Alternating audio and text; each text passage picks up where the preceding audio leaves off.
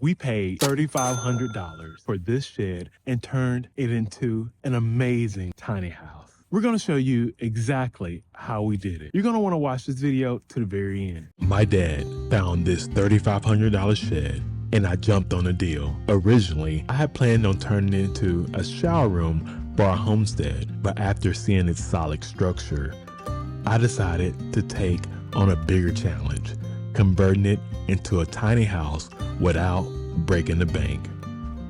My name is Will. I left the city of Atlanta, Georgia with my partner Austin to start a homestead. This land has been in my family for over 100 years. This is the shed that we're going to turn into a tiny house, and Austin and I are going to be living in it. We bought this shed for basically a couple $1,000. It's worth way more than that. When I first bought it, I moved it here to this location. Now we got to move it down the hill.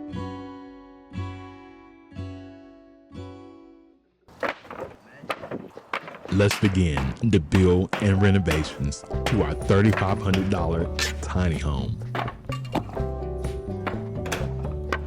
We started laying out the frame for a new kitchen. The original home we purchased had everything squished together inside. We didn't like this floor plan, so we decided on a greenhouse kitchen. I love to cook, so I needed a place for hot meals and a home for my plants.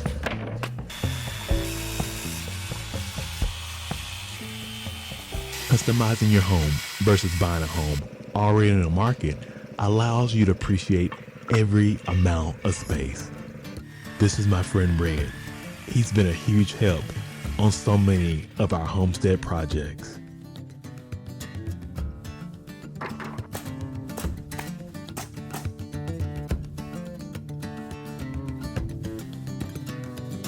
We found glass that will be perfect. Got Daniel right here, and I got some glasses here for our outdoor kitchen. Daniel. What's up? Thank you, brother. Yeah, no problem. I appreciate you. These large pane windows would have cost me thousands, but since we sourced a lot of refurbished materials, I only spent $300. I can't wait to prepare some of my favorite recipes from my cookbook in this kitchen and see the view of our homestead with a fresh cup of coffee in the mornings. With all the glass, we must address temperature control very carefully. We also built it facing south, so the warm winter sun naturally heats the space. Plus, the plants thrive with all the sunshine. Now, we can cut the doorway into the kitchen to combine our kitchen and our living spaces. Thanks to my big cousin, Richard and Vincent, for all their expertise. Our French door would be a perfect entryway into the kitchen. Voila! Let's work on the flooring next.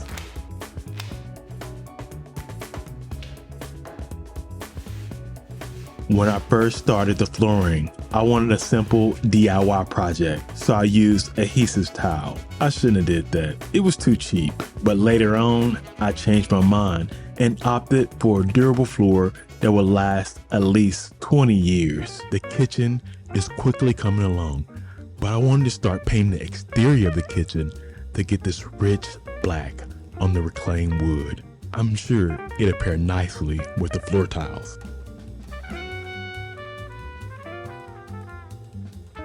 I think the worst thing is cutting out the corners. I really don't like that part.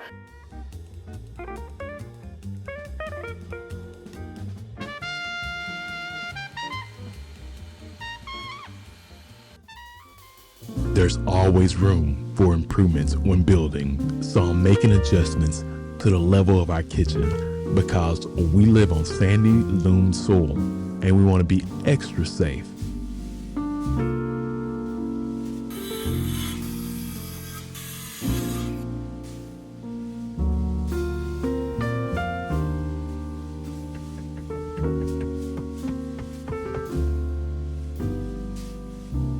Our pups, Human and Sesame, love to watch the projects to give us that boost of encouragement we need.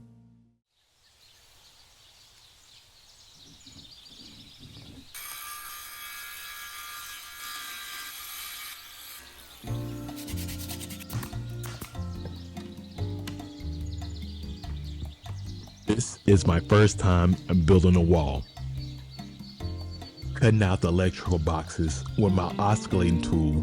This thing comes in handy for just about every job. It cuts metal, wood, and everything in between. The walls are starting to take shape, and I'm feeling proud of how it's coming together. I found this deal on these cabinets, and they only cost $25 a piece. So I'm leaving Wally World. I have about $300 cash. I'm about to go get a trailer from Tractor Supply, and I am going to go buy all of these cabinets. You can't beat this deal. Told me that I have a free full-day rental, so I don't have to pay any money for a trailer because I've rented trailers so much. Good? All right. Awesome. Thank you, man. We're about to go buy some cabinets for a good deal. There's other people here who are trying to get in the deal. I gotta get these cabinets. All units, these are all wall.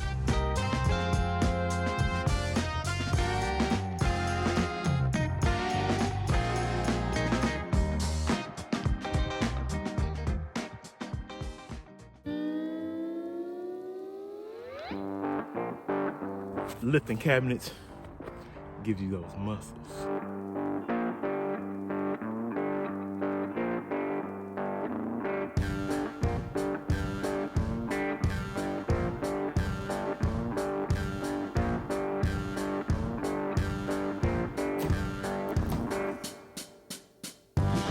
Installing the cabinets was a breeze.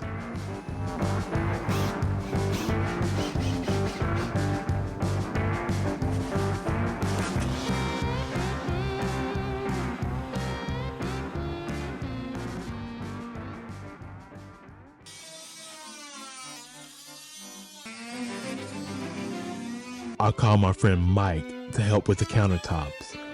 Since I've never cut one for cabinets before, I wanted to make sure I did it right. That's a great thing about living in rural areas. People have a strong sense of community. Thing you did. No, this it didn't. level. I have no idea. When I was building this, I didn't really level this as much. I was trying to like doing it by eye. It worked, obviously, so we're good. Looks like I'm getting better and better after each build.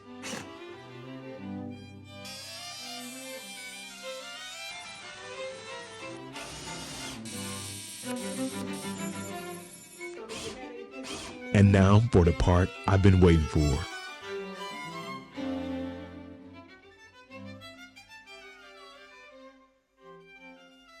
Installing the countertop and making room for the stove.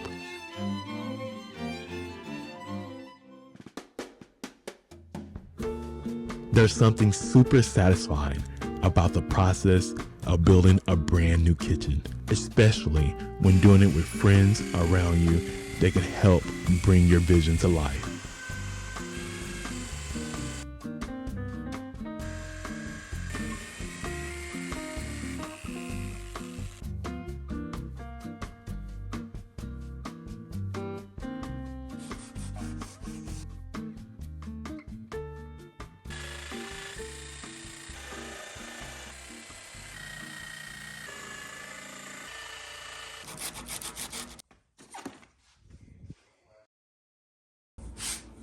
Oh, directions.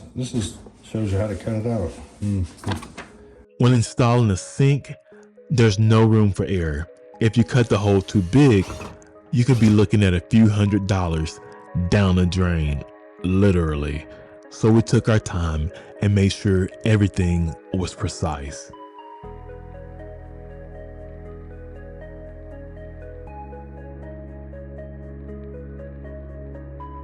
Next up, adding a sleek chrome faucet to complete the look.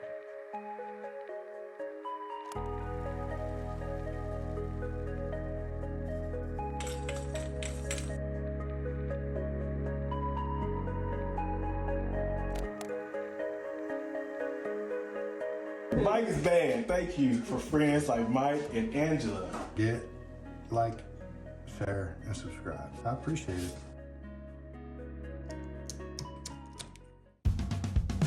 Our new home is starting to look less like a construction zone by the minute.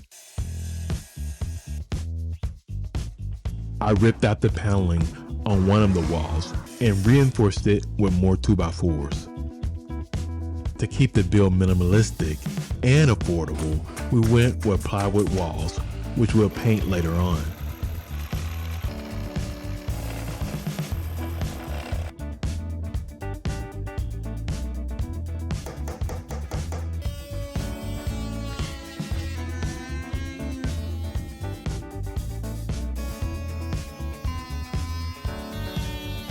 Now, all the new walls are up. It's time to start the floors. I stopped by my cousin's place to get some advice on measurements. Set them up against the wall, put your piece down, right? It never hurts to double check.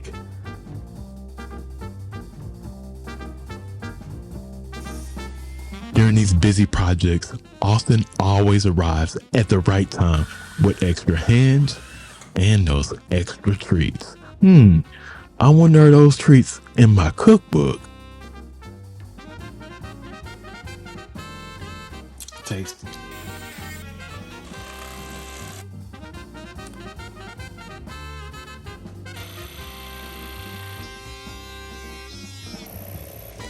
This renovation took a few months, and we always have multiple projects going on at once. This is actually the second tiny house on our property.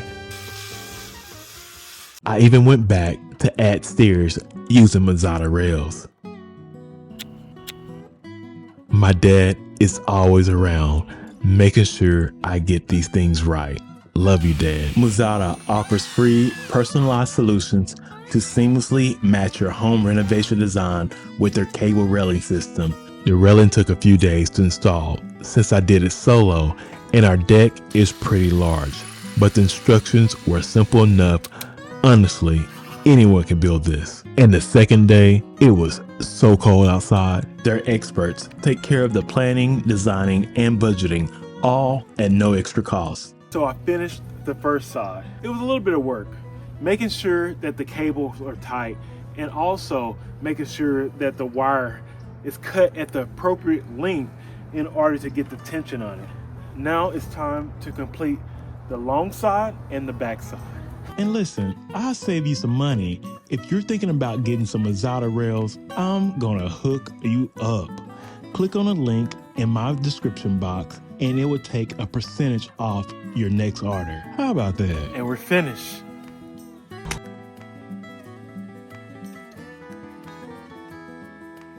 Now, back to the video. Before we install our floors, we need to get rid of the old flooring, which I did not like at all. But since my big cousin Vincent said, "Hey, cuz, I got some time. Let me go and help you out." It was similar to this, but mine's had like a snap and groove. Mine's snapped and locked.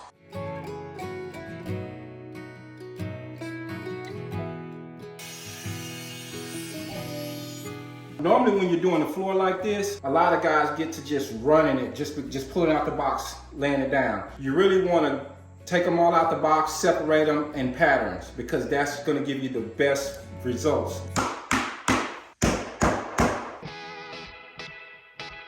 These type of skills, just a lot of people don't know what the hell they do. They're not going to do anything. That's what's going to get people in the next couple of years. Yeah. God damn it, I'm bad. You okay? Oh, he's not gonna get you out. That right there, you know when the hammer, that hurt. That's the hammer. It's rubber. It's hard.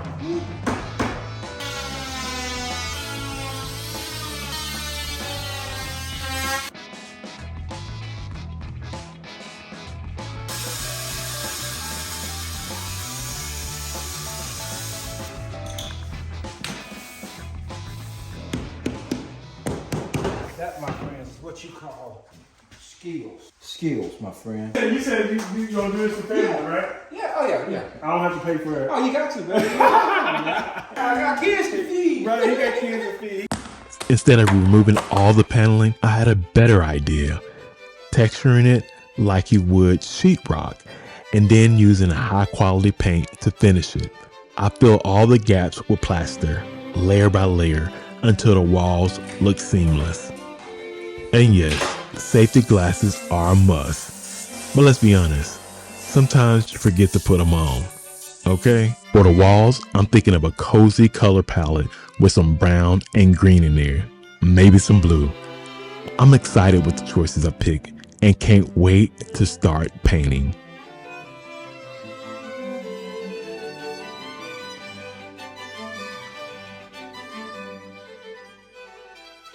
We got our paint.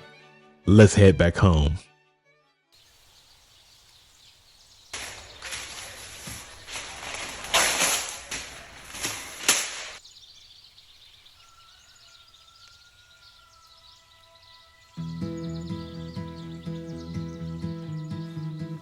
I laid out plastic and started prepping the area for the final steps.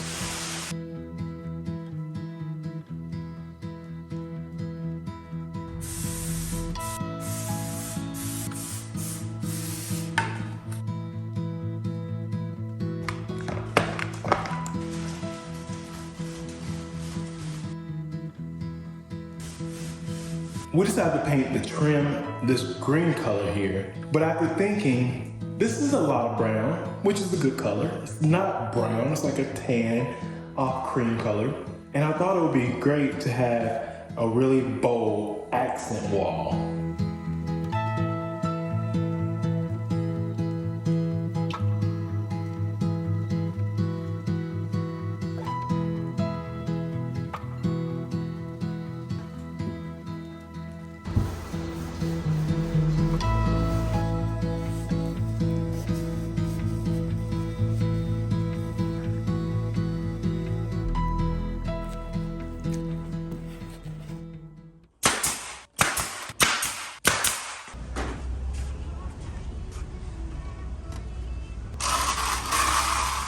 Y'all know customers need help. Why are all the aisles blocked off?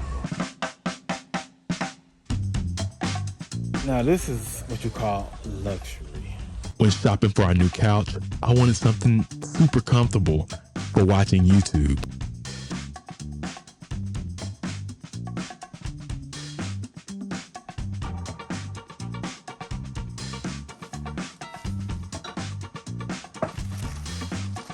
This couch is plush and lush, the kind that puts you to sleep almost instantly.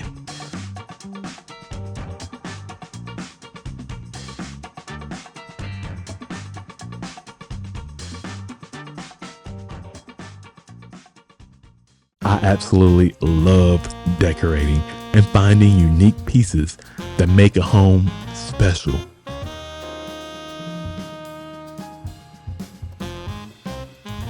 This was the first time mounting the TV to the wall. I think I did a pretty good job for my first try.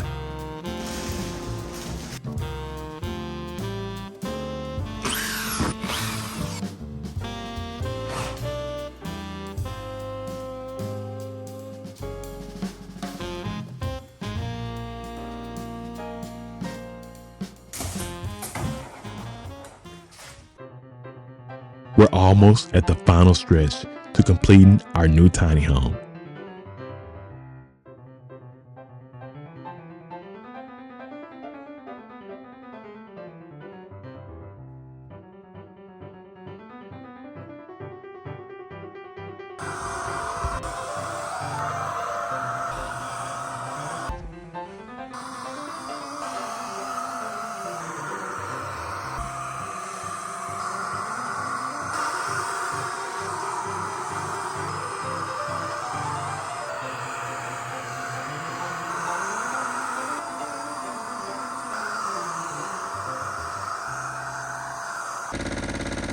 That old air conditioner right there was screaming for its life.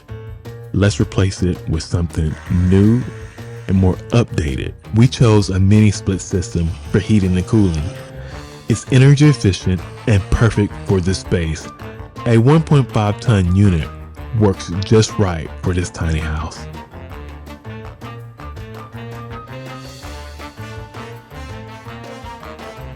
Last but not least, our final touches.